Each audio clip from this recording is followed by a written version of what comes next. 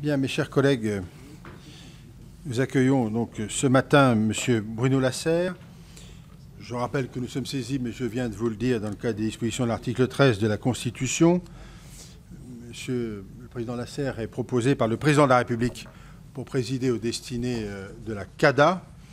Vous êtes nommé, évidemment, vous prendriez la succession de M. Nevache, je l'ai expliqué tout à l'heure à nos collègues. J'indique à nos collègues, avant de vous laisser la parole, que le vote aura lieu à l'issue de votre audition, que ce vote, naturellement, est personnel, il ne peut pas y avoir de pouvoir, et qu'en la circonstance, c'est la règle des 3/5 négatifs qui s'applique. Je crois que le dépouillement aura lieu après, puisque nous devons être en même temps, si je puis dire, avec l'Assemblée nationale. Je rappelle aussi que cette audition a un caractère public et qu'elle est ouverte à la presse. Monsieur le Président, vous avez la parole. Merci beaucoup, Monsieur le Président. Je me réjouis beaucoup d'être parmi vous ce matin. Je l'ai déjà fait pour des fonctions précédentes et je disais ce matin à l'Assemblée nationale que c'est un moment important, d'abord pour la République, pour s'assurer que le candidat proposé a les mérites, les qualités pour occuper le poste auquel il se destine, mais aussi pour les candidats eux-mêmes. Et j'ai trouvé très souvent que c'était grâce aux questions qui m'étaient posées, au temps qui m'était imparti pour présenter mon projet, que c'est devant la représentation parlementaire que l'on réfléchit à ses priorités, que l'on construit en quelque sorte le mandat que l'on va vous confier, que l'on peut comprendre aussi les attentes, les aspirations qui vous sont transmises. Et donc, je crois très importante cette rencontre de ce matin. Je voulais aussi dire que c'est d'autant plus important que le Parlement, et le Sénat en particulier, a joué un rôle fondamental dans l'instauration de cette transparence, de cette liberté d'accès aux documents administratifs. On ne le dit pas assez, c'est une loi entièrement d'initiative parlementaire, que celle du 17 juillet 1978. Elle a été inspirée, conçue, portée, adoptée par l'Assemblée nationale et le Sénat, alors que le gouvernement de l'époque ne voulait pas de cette loi. C'est vraiment une loi d'inspiration parlementaire, donc inédite dans la manière dont elle a été conçue et adoptée, et très généreuse dans les contours de cette nouvelle transparence qu'elle dessine. Et je voudrais rendre hommage en particulier au sénateur Thiroux, qui était le rapporteur de la commission des lois du Sénat, qui a été l'un des principaux artisans de cette loi, qu'il a portée avec beaucoup de conviction. Il disait, je m'en souviens encore, qu'avec cette loi arrivait l'ère du contrôle citoyen qui s'ajouterait au contrôle hiérarchique et au contrôle politique. Et il disait lui-même que c'était l'avènement d'une société fondée sur la considération et la confiance et non pas sur le soupçon. D'autres se reconnaîtront ici dans le rôle qu'ils ont joué dans cette loi nouvelle qui m'a intéressé dès le début. C'était au moment juste où je rentrais au Conseil d'État. J'ai été intéressé par cette cause et j'ai voulu rejoindre la CADA dans les premiers mois où elle a été constituée. J'ai donc été rapporteur dès 1979, puis rapporteur général pendant 3 ou 4 ans au tout début du fonctionnement de la commission. Et c'était un combat à l'époque. L'administration disait « Nous n'appliquerons pas cette loi, nous ne l'avons pas voulu, elle n'est pas pour nous ». Et elle regrettait le temps où chaque fonctionnaire pouvait, avec un tampon rouge ou noir, écrire « confidentiel, secret » sur les documents qu'il produisait. Il a fallu donc faire œuvre de pédagogie, convaincre les administrations, surmonter les résistances, et j'y ai pris, je ne le cache pas, beaucoup d'intérêt, au point que plus tard, lorsque je suis revenu au Conseil d'État, j'ai accepté de présider par suppléance la CADA. J'ai été nommé membre pendant 4 ans ou 5 ans, alors que Michel Pubassé l'a présidé.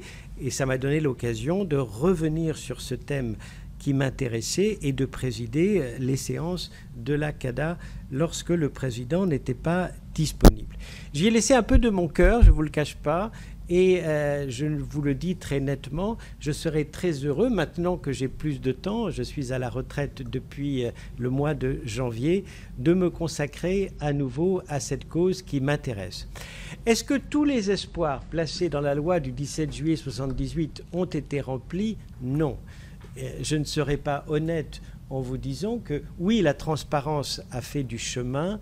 Nous ne sommes pas aujourd'hui dans un paysage parfait. Et le seul fait que la CADA statue chaque année sur aujourd'hui 8500 demandes d'accès non satisfaites et ne prononce que 12% d'avis défavorables sur les avis qu'elle rend, montre qu'il y a beaucoup encore de refus d'accès injustifiés, qui viennent de la peur, du conflit, de la crainte que le document soit utilisé contre l'administration ou la collectivité qui le détient. Tout simplement aussi parce que chacun n'est pas encore apprivoisé à cette société de la transparence ou de la confiance. Donc je vais essayer, en quelques mots, parce que l'essentiel est de répondre à vos questions, expliquer, selon moi, quelles sont les priorités que je développerai à la tête de la CADA si le mandat m'est confié. D'abord, disons-le, il y a des choses qui peuvent être améliorées, qui ne dépendent pas seulement de la CADA. Avant de statuer sur les demandes d'accès, je crois surtout qu'il faut développer, et j'ai lu avec intérêt un rapport du député Botorel sur ce sujet, il faut développer l'open data. La loi République numérique de 2016 a imposé l'ouverture des données publiques chaque fois qu'on est en présence d'un intérêt économique, social, sanitaire, environnemental, pour tous les documents répertoriés dans les répertoires que doivent tenir les administrations ou les collectivités. Soyons honnêtes, on est très loin encore de l'ouverture complète des données. Beaucoup de collectivités n'ont pas lancé ce chantier, beaucoup de données ne sont pas publiées et obligent les citoyens à demander individuellement accès à des documents qui normalement devraient être publiés et donc en accès libre. Les répertoires que les administrations devraient publier pour savoir quels sont les documents qu'elles détiennent. Car comment un citoyen peut savoir qu'un document existe s'il n'est pas répertorié dans un répertoire lui-même ouvert au public? Beaucoup de ces répertoires ne sont pas mis à la disposition du public ou sont incomplets. Les personnes responsables de l'accès aux documents administratifs, les PRADA, qui doivent normalement être désignées dans la plupart des administrations ou des collectivités, ne sont pas toujours désignés. Et donc, ces correspondants, en quelque sorte, qui doivent guider, accompagner les décideurs publics, mais aussi être l'interface avec le public, ne sont pas en mesure de jouer ce rôle de prévention, d'accompagnement du droit d'accès. Il y a donc, oui, beaucoup à faire. J'ajoute à cela les délais qui ne sont pas toujours compatibles avec les besoins de ceux qui souhaitent accéder à tel ou tel document administratif. En cas de scandale sanitaire ou environnemental, c'est dans l'immédiat que ces documents devraient pouvoir être accessibles.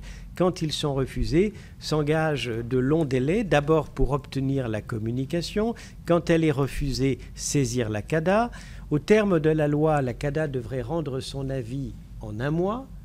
Elle ne respecte pas aujourd'hui cet objectif, malgré les remarquables efforts qui ont été faits ces 2 dernières années pour accélérer le traitement des saisines. On est passé de 182 jours en moyenne à 82 jours, donc la réduction est drastique, mais on n'est pas encore au délai d'1 mois qui est le standard voulu par le législateur. Et lorsque l'administration ne suit pas l'avis, s'engage à nouveau un nouveau combat pour les citoyens qu'il ne peut porter, in fine, que devant le tribunal administratif. Oui, donc ça reste un long combat. Tout n'a pas changé, tout n'est pas parfait. En même temps, je vois des signes positifs qui s'annoncent. D'abord, c'est important, la CADA, qui, je l'ai dit, parmi les plus de 8000 avis qu'elle rend, ne rend que 12% d'avis défavorables. Dans les avis favorables qu'elle rend, qui sont donc la très large majorité, par la motivation, par la conviction, l'explication qu'elle met dans ses avis, arrive souvent à surmonter les obstacles rencontrés par les citoyens. Je prends l'exemple des cahiers citoyens remis par justement les citoyens lors du grand débat national qui a suivi la crise des Gilets jaunes. Un journaliste a voulu accéder de manière numérique à tous ces cahiers citoyens pour comprendre l'état de la société, pour le mesurer, pour voir comment les citoyens interagissaient avec les pouvoirs publics lors de ce grand débat national. Cela a été refusé. La CADA a expliqué que anonymiser l'ensemble des données privées contenues dans ces cahiers citoyens serait une tâche infaisable et que l'intérêt journalistique, la liberté d'informer, commandait, compte tenu de l'usage prévu de cette communication, de faire prévaloir le droit d'accès sur la protection du secret. Eh bien, cet avis a réussi à surmonter les résistances initiales du gouvernement puisque les services du Premier ministre ont finalement communiqué intégralement ces cahiers citoyens. C'est un progrès. Deuxième signe positif sur lequel je ne m'appesantirai pas longtemps, mais que je voudrais signaler, la demande d'accès change un peu de nature, alors qu'au départ, et contrairement d'ailleurs à l'intention initiale du législateur, c'était surtout les citoyens qui demandaient accès aux dossiers individuels les concernant, dans une approche précontentieuse. Ce qu'ils voulaient, c'était comprendre les motifs des décisions qui leur étaient opposées, sans doute contester plus tard la décision qui était prise à leur égard, et donc demander l'accès à tous les documents qui avaient préparé la décision négative qui leur était opposée. Donc c'était un peu une phase précontentieuse dans un conflit individuel entre un citoyen et une administration. Depuis quelques années, le droit à la transparence est utilisé par de nouvelles forces. Les militants, les journalistes, les ONG, les lanceurs d'alerte, les chercheurs, qui utilisent cette loi pour investiguer, publier, contrôler l'action publique, pour utiliser en quelque sorte ce droit dans l'idée pour laquelle il a été construit. N'oublions pas que le droit d'accès aux documents est devenu constitutionnellement protégé depuis une décision du Conseil constitutionnel d'avril 2020. Il est aujourd'hui aussi protégé par la Convention européenne des droits de l'homme et la Charte des droits fondamentaux de l'Union européenne parce qu'il est un auxiliaire d'une certaine manière de la démocratie et de la liberté d'émettre et de recevoir des idées et des informations. Et donc se fait jour une nouvelle demande qui est, je dirais, dans l'idée même d'utiliser ce droit comme un auxiliaire de la vie démocratique et du débat d'idées, de la liberté d'informer, ce qui pousse la CADA, inspirée par la jurisprudence européenne, mais aussi du Conseil d'État, à faire une balance entre les intérêts en présence. Dans quel but le document est demandé? Va-t-il être utilisé pour justement le débat d'idées et la vie démocratique? Quelle est la nature de celui qui le demande? Dans quel contexte les documents sont-ils demandés? Quel est le sens de la démarche, en quelque sorte, d'un côté, et de l'autre, l'atteinte possible à des intérêts protégés?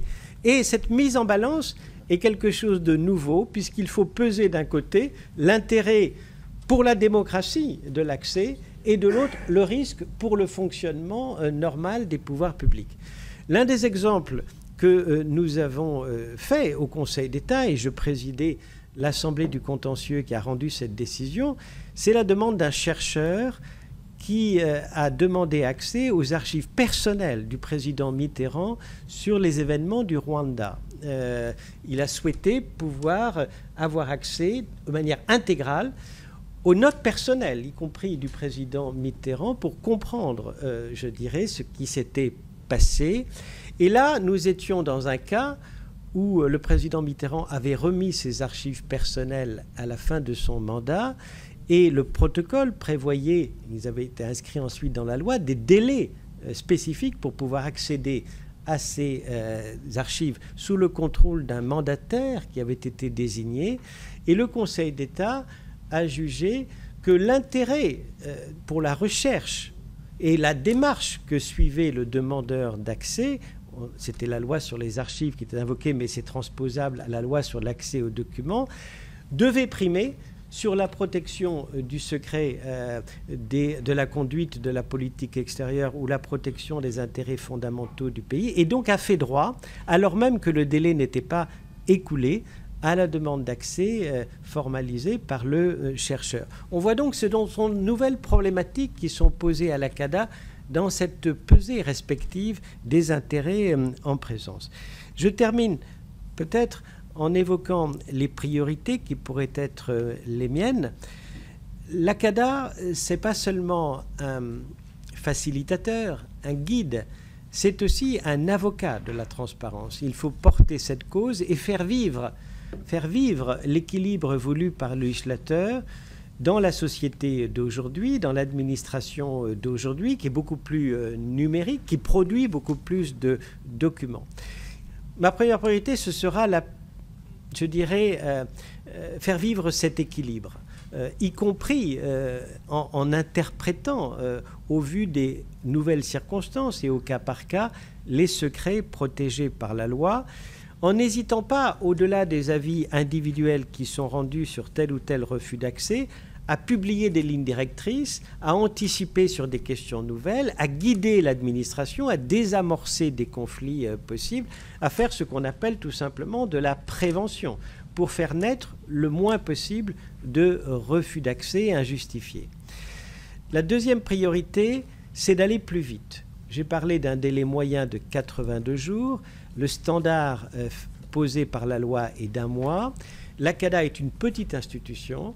Elle a 17 emplois, un budget de 1,5 million d'euros. C'est une des autorités administratives indépendantes les plus faiblement dotées. On peut s'en réjouir pour la sobriété de la dépense publique, mais c'est vrai que c'est peu pour traiter 8500 saisines par an et faire tout le travail que j'évoquais.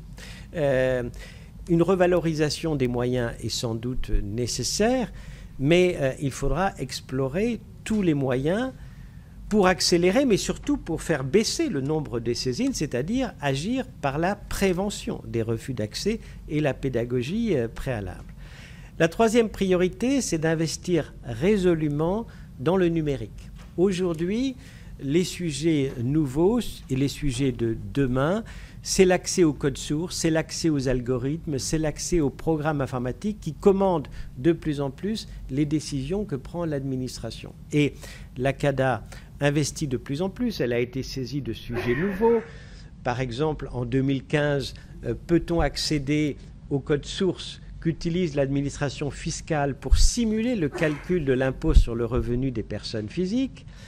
Elle a été saisie de l'accès aux algorithmes utilisés par l'admission post-bac, et elle a été saisie de l'accès au code source, au programme, au cahier des charges, mais aussi aux algorithmes utilisés par l'admission Parcoursup, dont on sait qu'il joue un rôle important dans l'orientation des étudiants.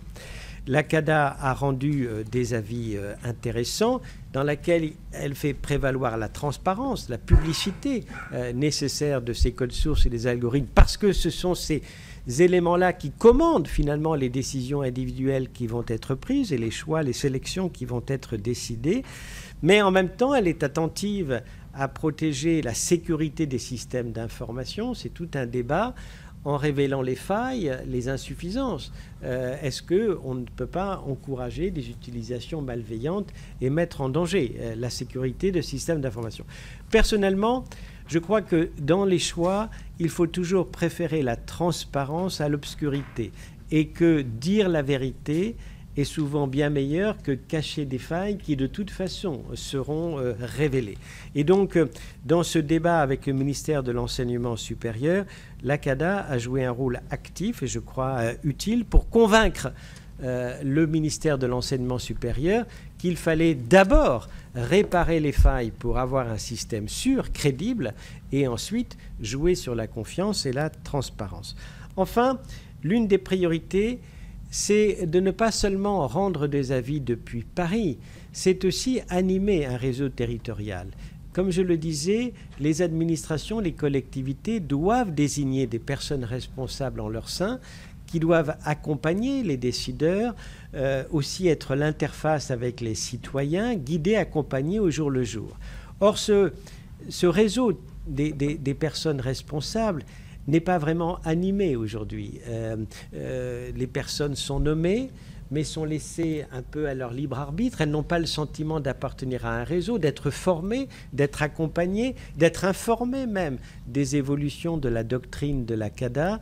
Je compte aller beaucoup plus sur le terrain, rencontrer les responsables publics, animer ce réseau des personnes responsables pour faire vivre aussi la loi sur le terrain et faire en sorte que cette garantie de l'accès soit effective et ressentie comme telle.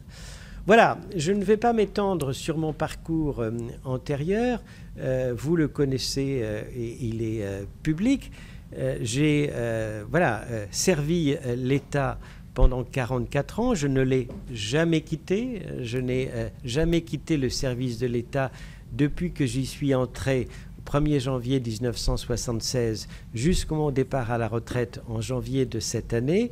J'ai toujours refusé les propositions d'aller dans le privé. J'en ai reçu.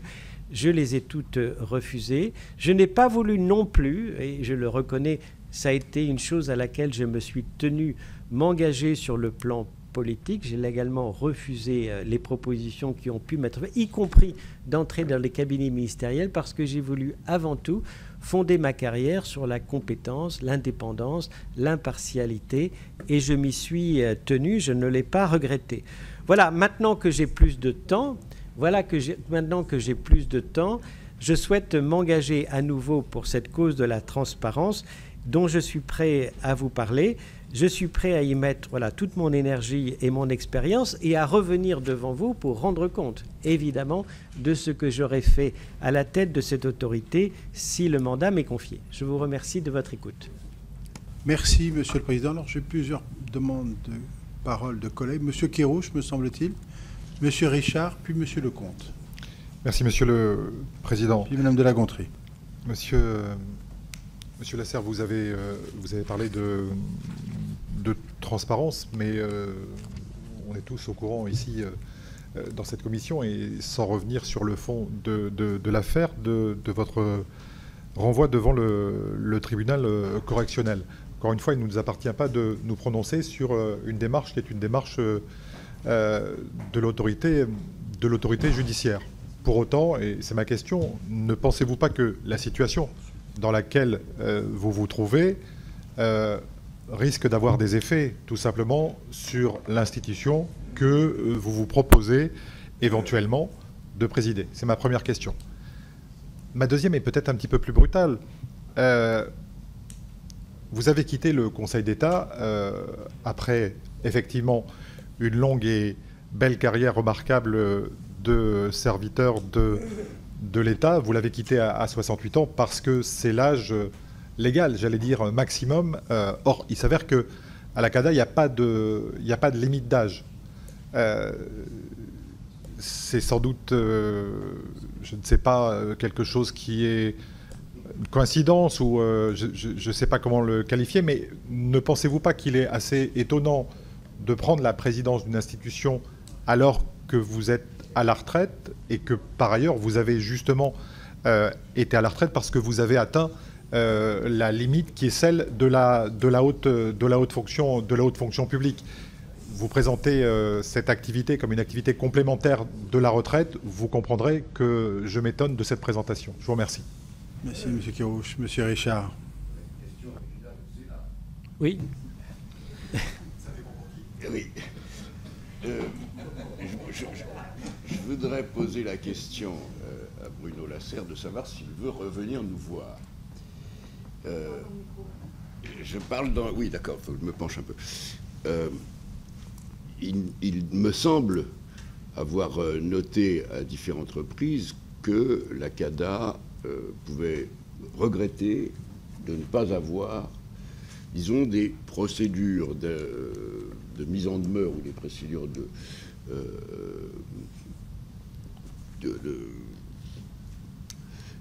d'intervention en quelque sorte pour accélérer les temps de réponse des administrations et lever les obstacles lorsque, et je pense en particulier parce que ça devient une partie tout de même importante du champ d'intervention de la CADA, les autorités locales, avec souvent un contexte politique un peu conflictuel. Donc, est-ce que vous avez déjà fait le bilan des outils procéduraux dont dispose la CADA pour pousser à surmonter, disons, des refus de communication qui sont problématiques. Et donc, est-ce que vous pensez éventuellement faire des propositions de modification, parce qu'on est tout de suite dans le législatif sur ce point-là.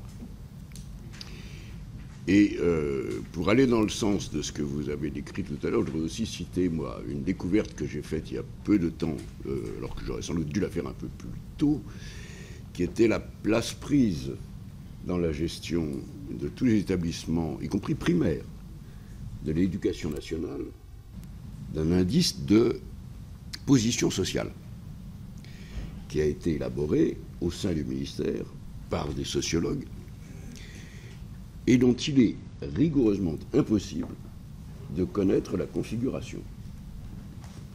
Quand j'ai pris conscience de l'importance qu'avait sur les choix d'attribution de moyens, et maintenant aussi sur les choix de destination des élèves, cet indice de position sociale qui englobe la situation assez individuelle, presque intime, de chaque famille. Lorsque j'ai demandé à l'administration de l'éducation nationale de connaître la façon, parce qu'on peut être plus ou moins maniaque de statistiques, moi je suis assez fortement atteint, de savoir comment était fabriqué cet indice, on m'a renvoyé vers un article de revue de sociologie écrit par l'auteur principal du système, qui est évidemment une auto-justification particulièrement brillante, mais qui ne permet absolument pas de comprendre pourquoi, dans l'école de 50 élèves de tel ou tel village, l'indice de position sociale moyen de ces 50 élèves est de temps. Donc il me semble qu'il reste... je crois d'ailleurs qu'il y a eu une saisine de la CADA récemment sur ce sujet, émanant, je crois, d'un parent d'élève tout simplement, mais qui démontre une détermination du ministère de l'Éducation nationale qu'on n'aurait jamais pu suspecter d'une telle démarche, de rétention de l'information sur des sujets clés. Merci. Monsieur Lecomte. Oui, merci Monsieur le Président.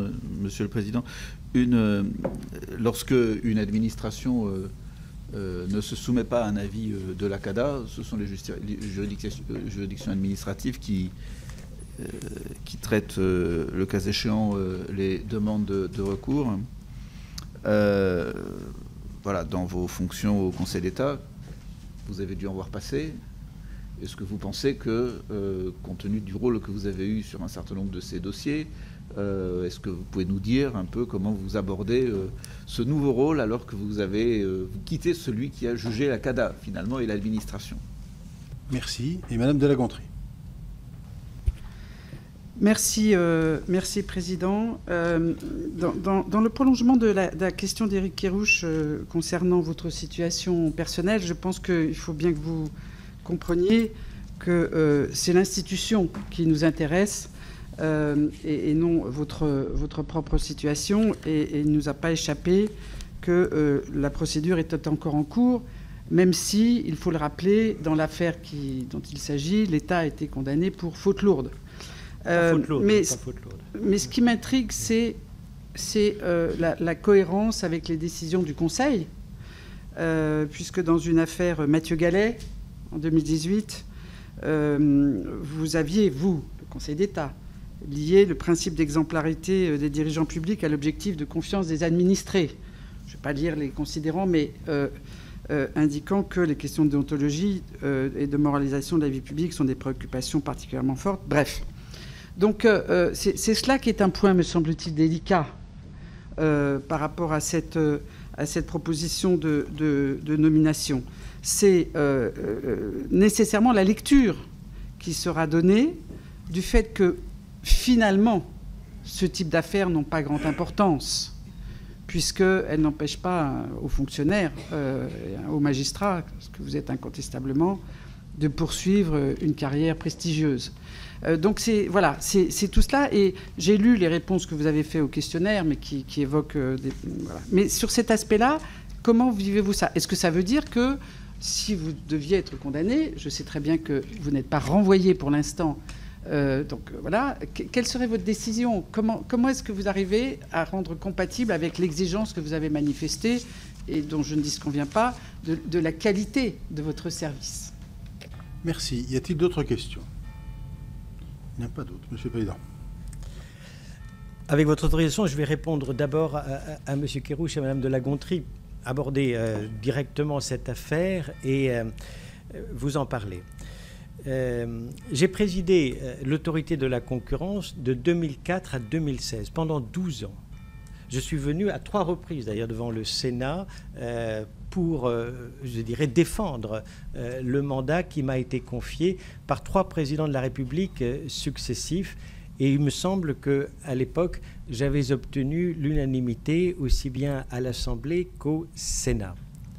J'ai beaucoup développé cette institution, n'hésitant pas avec courage, je crois, à témérité, à affronter des intérêts puissants. Plusieurs milliards de sanctions ont été prononcées à l'égard d'entreprises pour des cartels secrets, des ententes de prix, des abus de position dominante. J'ai porté pendant 12 ans cette cause. L'affaire est née de méthodes de management qui ont été mises en place dans un service de l'autorité qui dépendait du président, le service juridique. Il y a eu 3 chefs du service juridique pendant les 12 ans que j'ai tenu à la tête de l'autorité de la concurrence, une première magistrate pendant 7 ans, tout s'est bien passé, un chef de service, j'y reviendrai, qui est, lui, accusé à titre principal de harcèlement moral, puis un autre chef de service, magistrat, avec lequel tout s'est bien passé. En septembre 2019,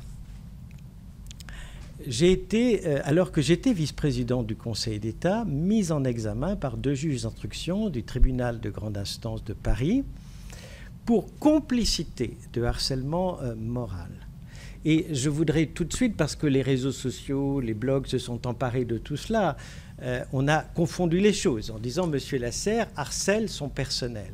Non, personne ne soutient dans ce dossier que j'ai pu tenir le moindre propos malveillant ou agi de manière malveillante à l'égard de quiconque. On ne me reproche pas un management ou des agissements caractérisés de harcèlement moral.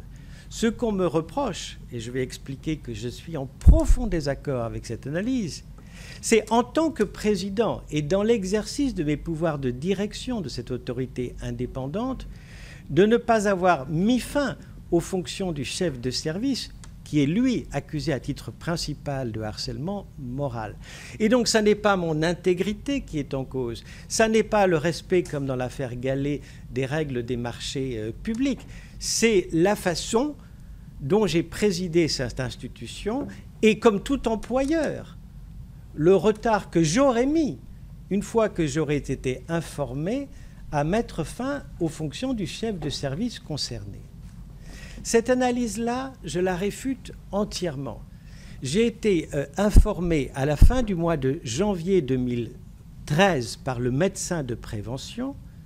Quand j'ai su qu'il allait m'appeler, c'est même moi qui ai pris les devants pour l'appeler moi-même, dès le lendemain de cet appel. Et il ne faisait pas état de harcèlement moral, mais il faisait part de corrections multiples et exagérées et inutilement vexatoires mises en place par ce chef de service.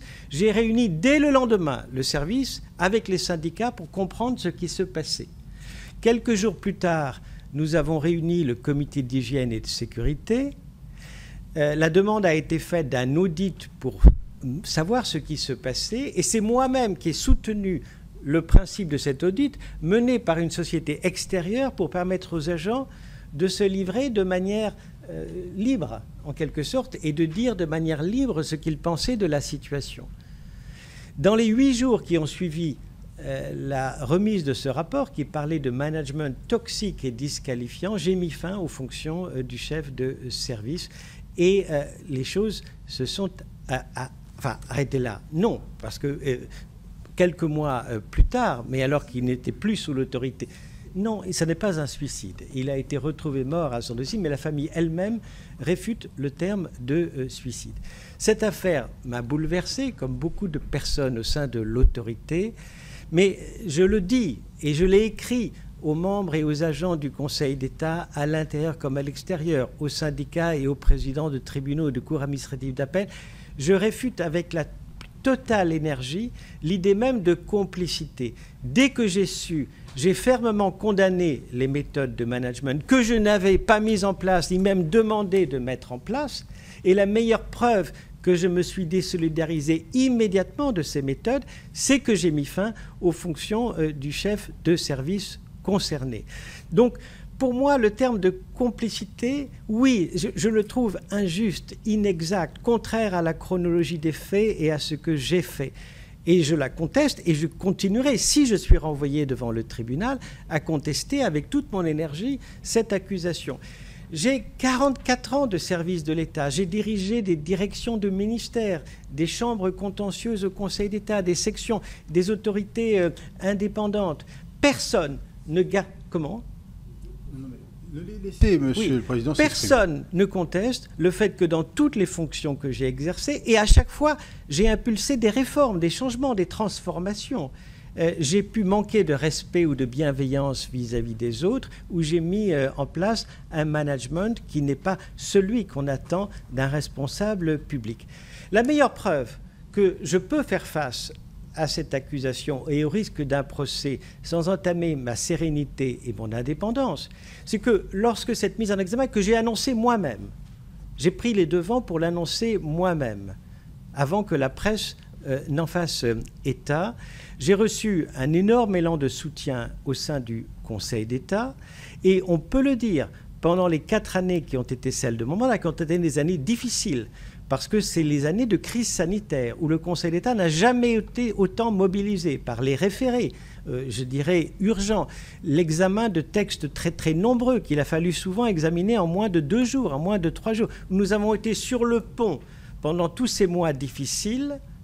Le baromètre social n'a jamais montré une adhésion aussi forte au management du Conseil d'État et de sa direction. Plus de 90%, c'est un chiffre considérable. Et les gens ont été interrogés par une société extérieure.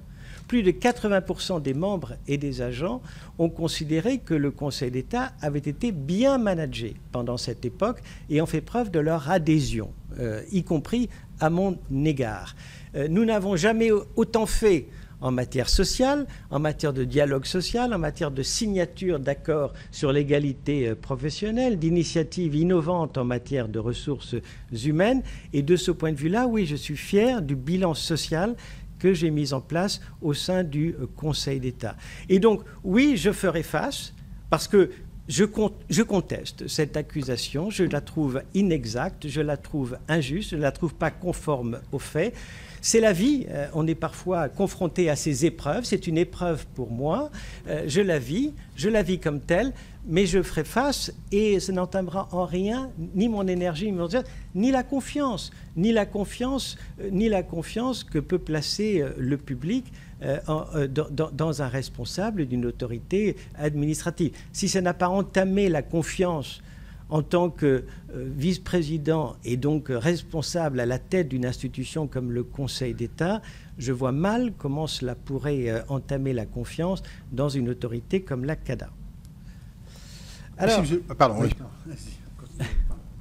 Sur l'âge, écoutez, moi je suis un peu désolé, la loi ne prévoit pas de limite d'âge pour ce poste-là.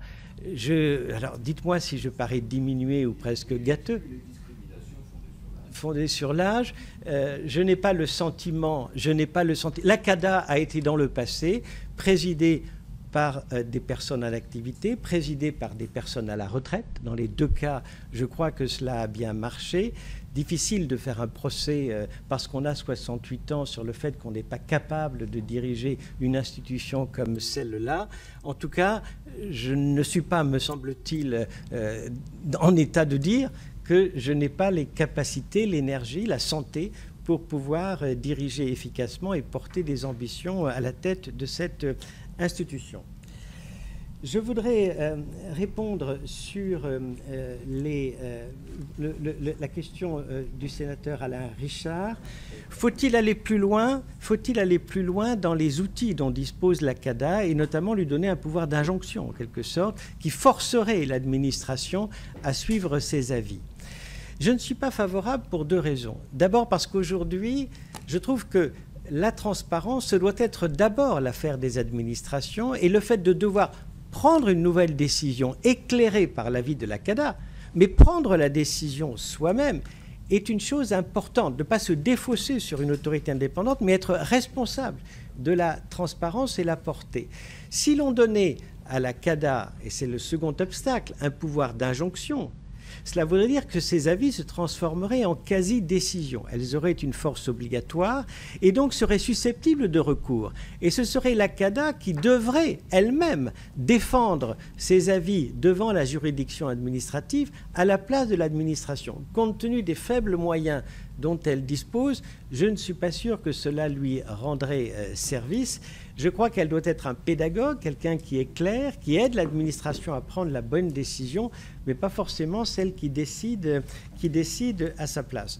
Sur la question concernant l'éducation nationale, vous avez raison. Dès lors qu'on classe, on répertorie, on trie un certain nombre d'informations pour mesurer la position sociale des familles, ces familles ont droit à savoir quelles sont les méthodes, les algorithmes, les codes sources utilisés pour classer les personnes, les familles dans la position sociale qui est la leur. Et donc la règle devrait être l'ouverture et la publicité.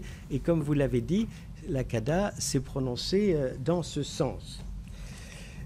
Monsieur Lecomte a posé la question des tribunaux administratifs et in fine du Conseil d'État, juge suprême, dans la communicabilité des documents. Je crois qu'il n'y a pas de contradiction. C'est souvent la jurisprudence du Conseil d'État qui oriente les choses, puisqu'il dit le droit de manière définitive. Et la CADA doit souvent, très souvent, en quelque sorte, inspirer ses avis par les décisions que prend le Conseil d'État, et donc connaître cette jurisprudence. Éventuellement, mais en tant que vice-président, je n'ai pas vraiment participé aux décisions contentieuses, je siégeais rarement, mais connaître cette jurisprudence me semble plutôt un avantage. Voilà les réponses que je pouvais apporter, mais je suis évidemment à la disposition des sénateurs et des sénatrices s'il y en avait d'autres. Monsieur Richard. Il y a un point que le président Buffet a mentionné tout à l'heure, que vous étiez également président de la commission des transferts. Des participations et des transferts. La commission des participations et des transferts gère des informations très spécifiques qui sont couvertes par des protections légales, notamment qui touchent au droit des affaires.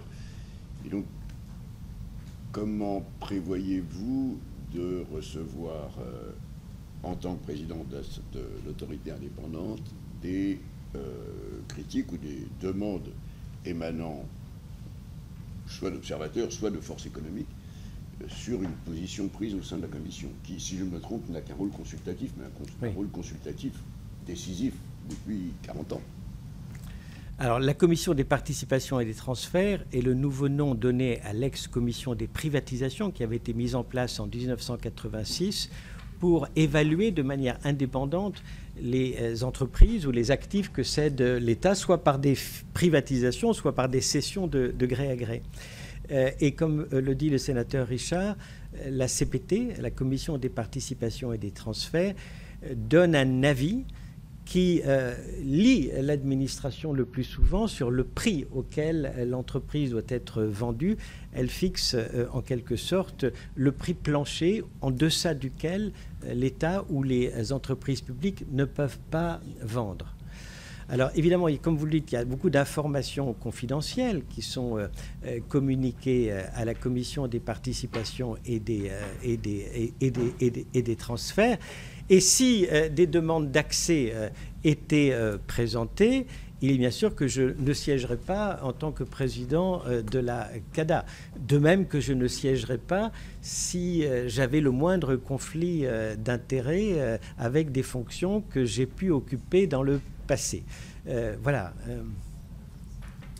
Bien, merci, Monsieur le Président, pour tout. Monsieur Bourgi.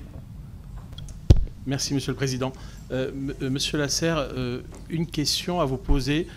Instruit des faits qui ont été évoqués tout à l'heure, sur lesquels je ne reviendrai pas sur le fond, si vous veniez à être désigné à la présidence de la CADA, quel process, quels outils, quelle méthodologie vous comptez mettre en œuvre pour éviter que ces faits-là ne puissent pas se reproduire et qu'ils ne puissent pas être reprochés à des collaborateurs, à des subalternes qui travailleraient dans vos équipes et sous vos ordres? Alors, la CADA est une petite institution, c'est 16 personnes, 17 personnes exactement.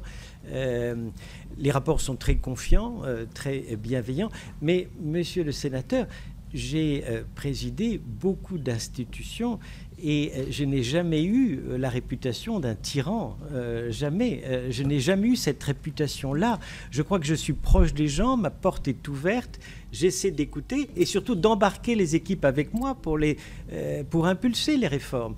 Chaque fois que la République m'a confié un mandat, que ce soit dans les télécoms, que ce soit dans la concurrence, que ce soit à la tête du Conseil d'État, j'ai modifié les choses. J'ai été artisan de réformes, de transformations profondes. Je l'ai toujours fait en association avec les parties prenantes, mais aussi le personnel. Et je crois profondément là à ces méthodes de management qui reposent sur la confiance, sur l'écoute, sur voilà, tout simplement la simplicité des rapports entre nous. Et le personnel de la CADA, je peux vous le dire, n'a aucune inquiétude de ce côté-là. Merci, Monsieur le Président. Il n'y a pas d'autres questions, donc je vous remercie de votre présence, des propos naturellement et des informations que vous nous avez données. Et je demande aux collègues de rester, car nous allons désormais procéder au vote. Merci beaucoup.